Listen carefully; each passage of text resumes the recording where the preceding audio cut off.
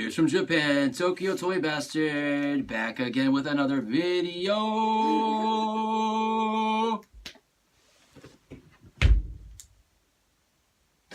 So today I'm going to be talking about the 1991-1992 Dragon Ball Z Yutaka action figures.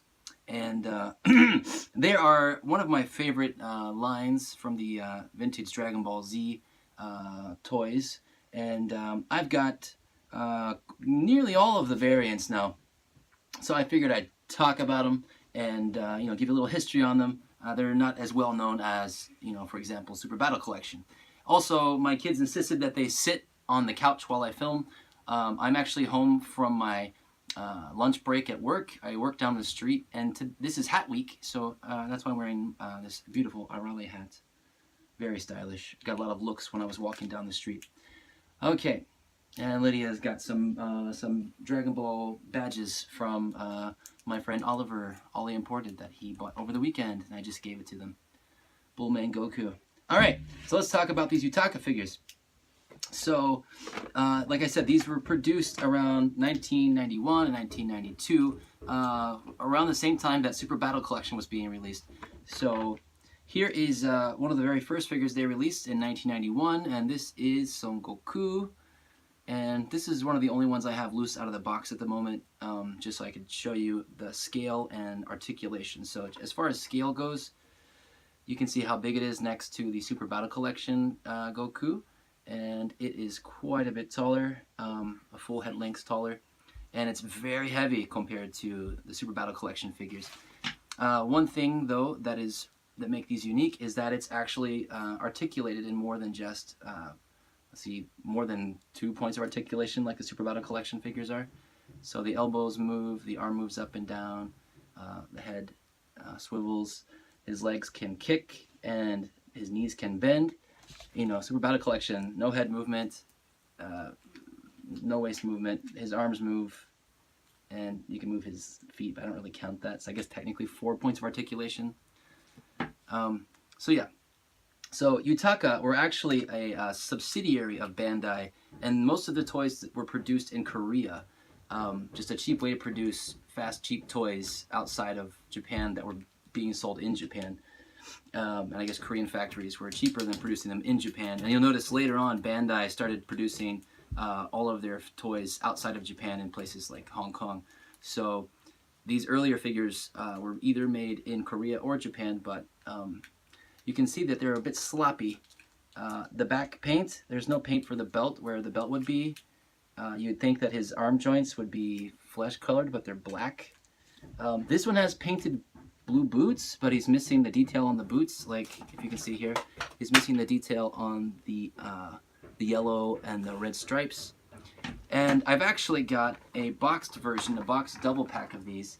And this Goku, if you look down inside here, actually has no paint on his boots. He just got orange boots. And so this is a variant.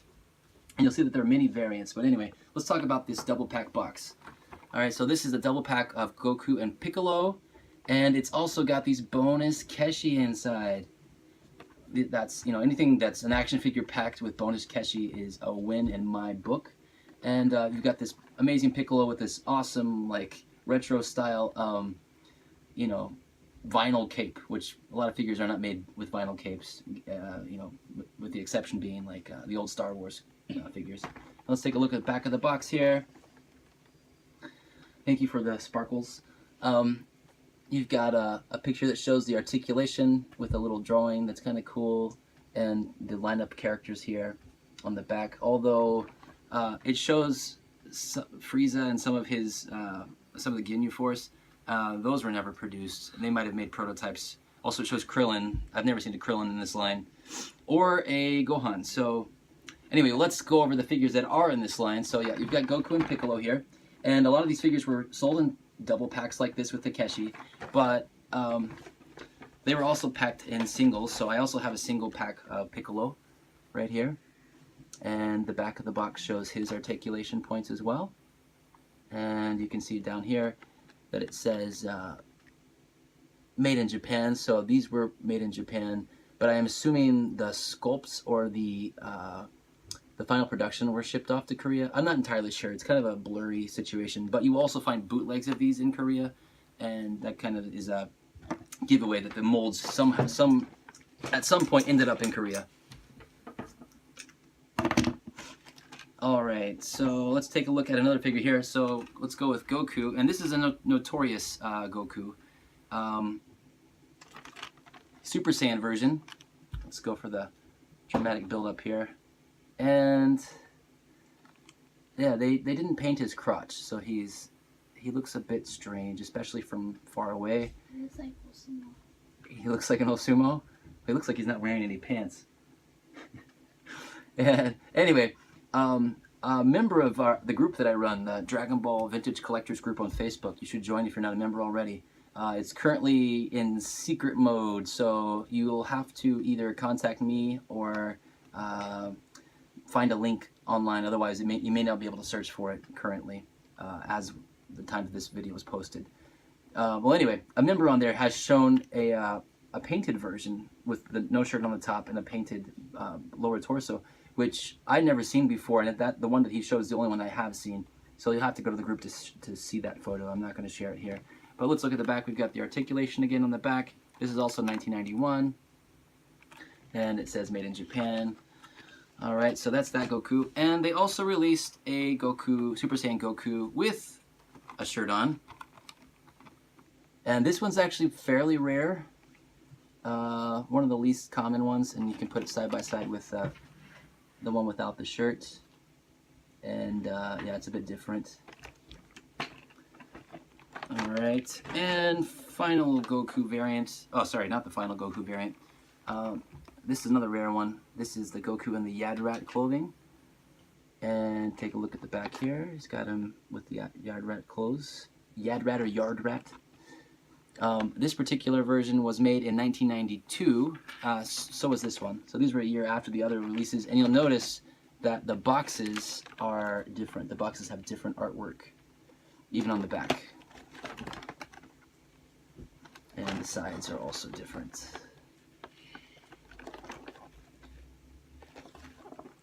And the bottom. Alright. So those are the three standard Gokus. I've also seen this Goku, the Yard Rat Goku with black hair in a double pack. One of our members in our group has shown that before. But one of the rarest in this entire line is actually this Goku, which I don't have a box for. But it's Goku during the Cell games where he's got the Saiyan armor on. And yeah, he's pretty cool looking. And I just found this weekend at Toy Cats. I've been looking for this for a few years now, and very happy to have it. Very heavy. He's definitely the bulkiest of all these Gokus. He's supposed to be the beefed up extra Super Saiyan beefy version that they have when they fight Cell. Anyway, yeah, this is amazing. Finally have this. And at the same time, I also found the Trunks, the future Trunks in the Saiyan armor that goes in this series. And they also made a Vegeta with a beefy body, which I have not found yet. But I do have this Vegeta in similar colored armor, which is kind of dark. There we go. And he's tiny. He's tiny, tiny, tiny. Actually, I want to take him out just to show how tiny he is compared to this Goku and Trunks, because it's kind of funny. So let's see, Goku. I know he's short, but geez. So here's Goku. Here's Vegeta. He's tiny. Look how tiny he is. Huh? That's a completely different figure line. Show me that face. That's crazy face. I got a crazy face. Yeah, these are not known for the best, realistic likenesses. These were just cheap toys that were put out for cheap for kids to play with. And Vegeta's also got different colored armor on the other side, which is kind of strange. And creepy. And then I've also got this Vegeta, standard base form Vegeta, with the old school Saiyan armor on, and he's also got the same situation. He's got these little tiny legs. Yeah, this is kind of hilarious. But I love these. These are cool. And the last figure I'm going to show here is Super Saiyan Trunks. This was the first figure I picked up from this line, boxed. The first figure I picked up loose was this Goku. But this is one of my favorites from this line. And I will actually take him out because he is the only figure in this line that comes with an accessory. So, and you'll also notice that he has not been painted. He's just solid blue. And he's got, Lydia, you're shaking the entire camera here, honey. And he's got his sword on the back there. And the sword actually does come out. Well, it pops off his back, and the sword comes out of the scabbard and fits in his hand. But yeah, he's the only one that comes with an accessory, but it is completely unpainted. And it is very cheaply made. Like, this was kind of a snap together. Can't see the seams in here, but I love it. I love the prototype look of some of these toys. Like, you know, they look unfinished. Like, they could have done more to them, but they kept them cheap. And, you know, they're kind of like halfway between an action figure and a model kit. You could technically paint these and fix them up a bit. And one of our members in our group has actually done that to some figures, and they look amazing. So I highly suggest you join our Dragon Ball Vintage Collectors group on Facebook and check out some of that amazing work. And also check out some of the other variants in this figure line that you can see on there. And yeah, keep your eyes open for these. They're shooting up in price. Some of these are quite expensive. So anywhere between $50 to $200 depending on which figure you're talking about. You might get lucky and find base form Goku or unpainted crotch Goku for around $30 to $40, but yeah, that's generally the prices you're looking for. And yeah, I thought I'd share these real quick and give an update since I'd picked up these two right here, which were two grails for me. But if any of you have the beefy Vegeta and want to work out something, let me know. Otherwise, that'll be the end of this video. I hope you learned something. I hope you enjoyed seeing this obscure figure line. And I apologize for the shaky camera and all of the dancing in the corner.